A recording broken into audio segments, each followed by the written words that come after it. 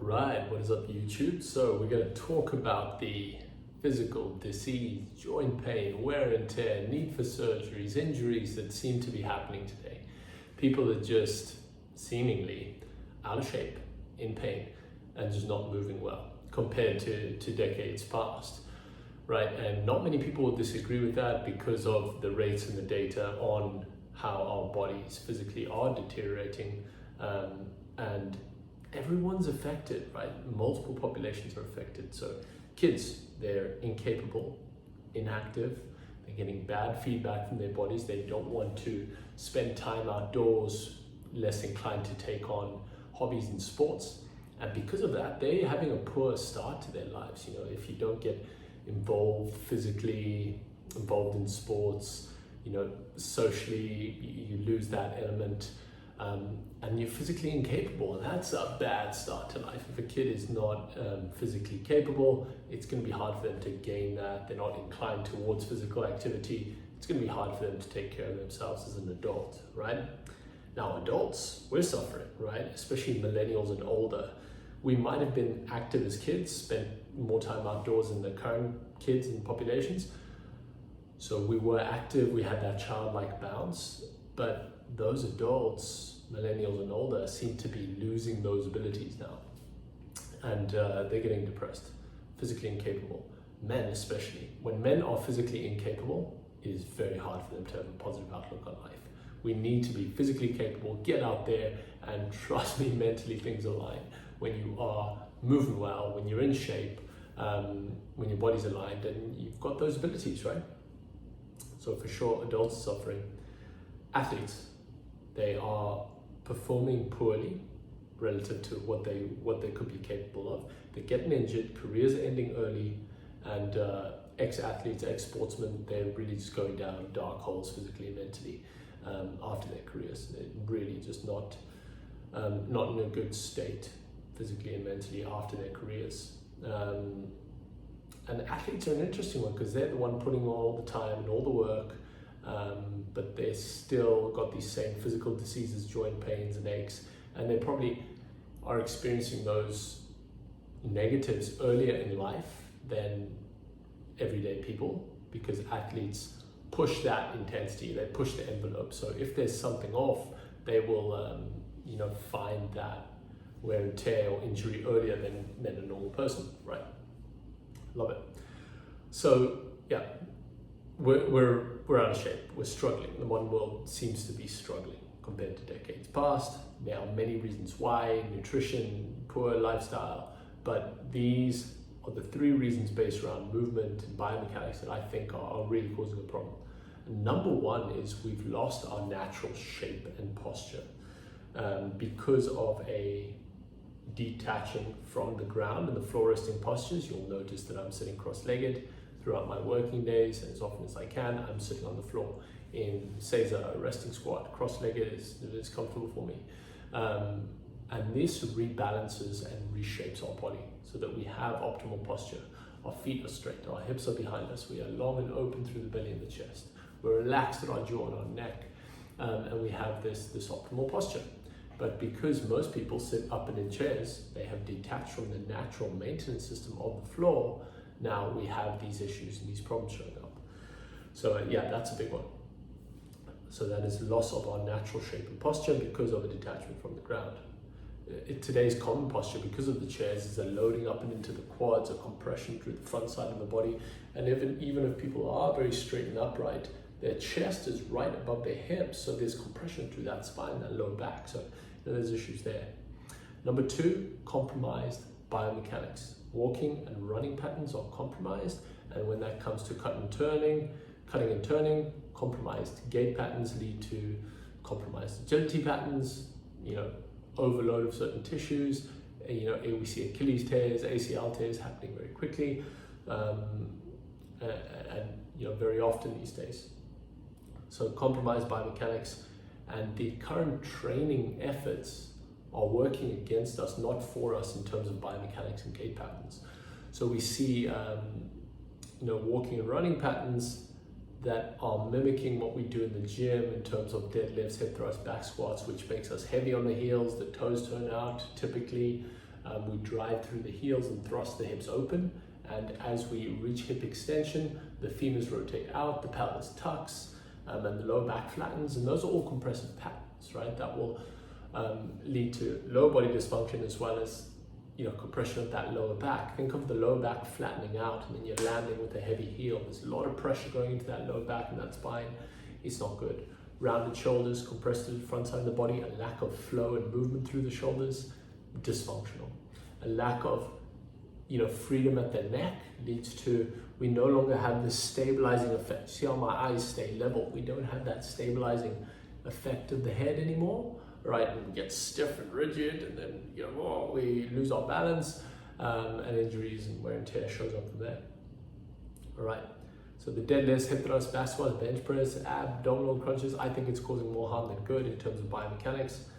Check out my other stuff to see why. I won't dive too much in detail about that, but basically the spine can't move when it's compressed. When it's loose and decompressed, it can flow, right? That's as far as I'll go there. But number 3 is we've got dysfunction of each of the 6 key areas of the body. So at the feet and the ankles, we've got dysfunction because of our shoes, because of not spending enough time barefoot. Limitations at the ankles and the calves. We're supposed to have a good dorsiflexion. Loss of dorsiflexion leads to dysfunction at the feet. Dysfunction at the ankles collapse in instead of maintaining their straight stability. Because we don't have correct dorsiflexion, our ankles are trying to find more range by collapsing onto the inside of the foot, as an example. At the knee, we've got jacked up limitations in the ankles leading to issues in the knees, but also a heavy imbalance towards the quads. A lot of people are dominant through the quadriceps, and that becomes a problem, right, long term for sure. Hips and lower back, again, the tuck in the pelvis, flattening of the lower back, or the hips and the chest being right on top of each other, leading compression into the back. So if there is a lordosis or a lower back curvature, it's under so much compression that it's a problem. We're supposed to have a natural curvature through the lower back, but when the hips are behind the chest, then it can be natural and decompressed. When the hips and the rib cage are right on top of each other, then our lordosis or lower back curvature becomes compressed, right? The shoulders and the upper back, we're supposed to have a nice open shoulders and chest so the shoulders can flow and move. Not having that anymore. Dysfunction at the hands and the wrists are leading to problems at the shoulders as well as of course their hand and the wrist themselves.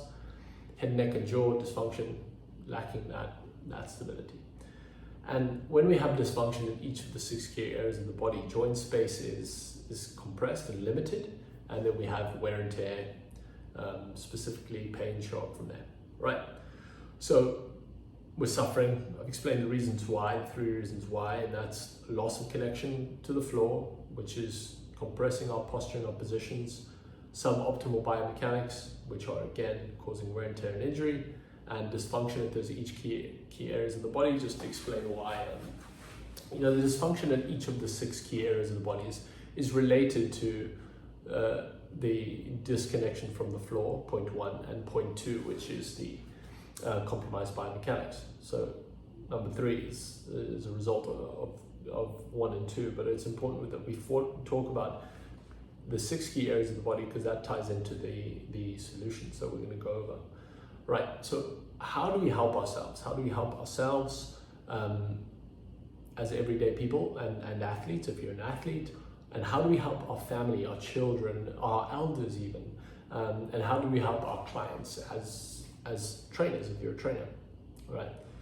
There are 3 tools that can really help out. Number 1 is daily maintenance and mobility, which are with an emphasis on reconnecting to the ground. So you're going to get back to the floor. You're going to work like I am, rest on the floor in some of these resting positions. So this is cross-legged, right? This is Caesar. This is a toe-tucked variation of Caesar. We've got a paleo squat with narrow feet and the heels up, right? Hips reaching back.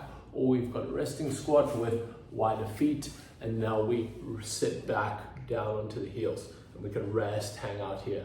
Right, there are other single leg variations, right? As well as the tailor's pose and cross-legged, there are other single leg variations like a side saddle, cowboy, that sort of thing, that we can get comfortable and should get comfortable in to retune and rebalance our bodies, right? Now, if you can't just get in and start to implement this stuff, you might need to do dedicated mobility sessions, 10 to 20 minutes, maybe up to 30-minute mobility sessions where you use variations of these floor postures to retune your biomechanics, or to retune your shape and posture, which also positively influences your biomechanics. So, all these solutions help each other out. Now, get your kids out of baby chairs and keep them on the floor, sitting, doing prone work, which is tummy time, and crawling longer. Don't encourage standing and walking until they're ready. That can lead to dysfunctional movement patterns that stay with them into their later years, right? Get your whole family, parents and even grandparents, back down to the floor. Get some floor resting furniture, low to the ground, even a dining table where you can dine down towards the floor, and encourage your family, your parents and your grandparents to get down with you. It will be a benefit to them. It might be, a hassle for them to get used to it at first, but it will do so well for them into their later years, right? Awesome. There will be a rebalancing and retuning of the body when we get back to the floor. Do it slowly, and if you have discomfort and pain, then you raise your hips up. You can sit on a pillow or block. Anytime you raise the hips up, it makes any of these postures more comfortable. If you've had previous injuries, then the corrective exercise work will be key for you. So we'll talk a bit about the corrective exercise work here. It's a whole topic on its own, so I won't go into too much detail. But the corrective exercise, if you had injuries, that will be beneficial before you jump right into the floor resting postures, right? What can we do for ourselves? What can we do for ourselves? The second tool is optimize your biomechanics. Improve the way you walk and run using the natural design of the body. When you use optimal biomechanics, you bypass the joints. Instead of compressing into joints, you flow and move in a way that uses the whole fascial system and whole network of your body as a whole, and you will bypass the joints. Essentially, using the fascia bypasses compression of the joints and specific ligaments and tendons only, right? So, prioritizing efficient locomotion patterns in our training. So if you are training, it's important that you train in a way that optimizes biomechanics in the walk, run, throw, strike, crawl and climb. And any training or pressing that you do honors the way your body is supposed to move, instead of staying compressed, linear and stiff, right?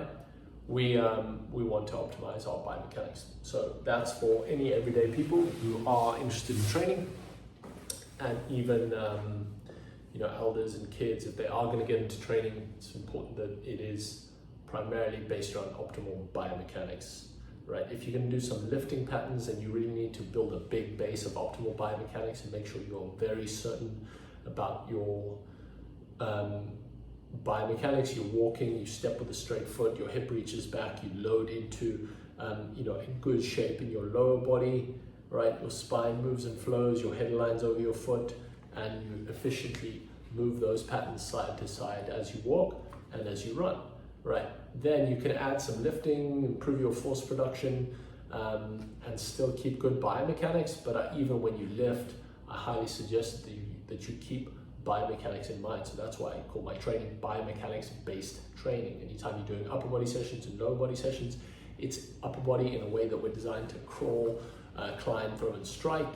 In the lower body, it really is prioritized around the walk and run, biomechanics, jumping, cutting and turning. Anytime we lift and add resistance, we're still honoring optimal biomechanics and the way we're supposed to load our body, right? Elders, they should return to these movement patterns, and they will avoid falling, wear and tear, and they'll have a better life into their later years if you're guiding them towards better biomechanics. Doing a movement analysis and a movement assessment really is a nice way to see where you have compressive patterns and getting your eye tuned into what is optimal biomechanics and what is suboptimal, and you'll see it everywhere once your eyes are open. What can we do ourselves as everyday people and athletes? This is number 3, right? The third tool is corrective exercise. So if you've already got severe imbalances, you've got heavily rounded shoulders, a compressed lower back, maybe you've had an injury, you've torn your ACL, you've had a niggle that has gone on for years and years, then you need to create alignment at each of the key areas of the body, or the key areas of the body that's specific to you and your imbalances. So you need to do corrective work for your head, neck, and jaw, shoulders and upper back, hands and wrists, hips and lower back, knees, and any imbalance at your thighs and your hips as well, feet and ankles, right? So if you have an ankle issue, you might need to do corrective work, where you work on the plantar fascia, get your toes functioning correctly, mobilize your calves, release any tensions and tightnesses to give space back to your ankle. So at each key area of the body, there is a 4-step corrective process of releasing what's tight and overactive, lengthening through static held stretches, activation of specific muscle groups that are weak and underactive for you and your imbalance, and now an integration, which typically involves a crawl biomechanics, so getting yourself reconnected to crawl mechanics. So you're taking that specific key area of the body, getting it functioning, part of the movement system again, and then you can take that onto more complex things. Right, awesome. So those are the 3 methods to help yourself out. So those are the 3 techniques. The daily maintenance and mobility work, connecting back to the floor resting postures, and other decompressive techniques, which I didn't cover. Number 2 is the optimizing biomechanics. So when you train in a way that optimizes the way your body is supposed to move, to keep your joints out of compression and to get the whole system moving the way it's designed, right? We are an entire organism treated that way when we train. We don't want to isolate muscle groups. We don't want to do bodybuilding style training, powerlifting, where we really compress the body, until we've truly optimized our biomechanics. And you can handle some of that, but really I'd stay away from it altogether. You can still build a great physique doing these biomechanics based training, and it's going to be in proportion, and it's going to be a happy, healthy body. Right, then number 3 is the corrective exercise. If you have a specific injury, that's almost your starting point, corrective exercise, right? Which is a 4-step process of taking that joint from, taking it back into balance, right? Awesome. So how will these methods help everyday people and athletes, kids, elderly? Everyone gets better feedback from their body. You want to be more active. Naturally, you want to keep playing the sports and hobbies that you might have enjoyed as a kid. So if you're an adult, you might start to pick up some of those hobbies you used to love again, and you find yourself playing those sports that you really enjoy, all right, or enjoyed as a kid, and we'll be able to move back to, right?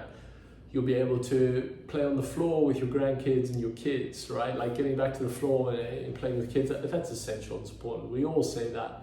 A lot of people say that with fitness. It's like, yeah, I want to be down on the floor and playing with my kids. But yeah, they don't actually get down to the floor. They think just all this training they do in the gym will help them with these things. It's like, no, we need to actually, decompress our bodies, get back to the floor the way we're designed, right?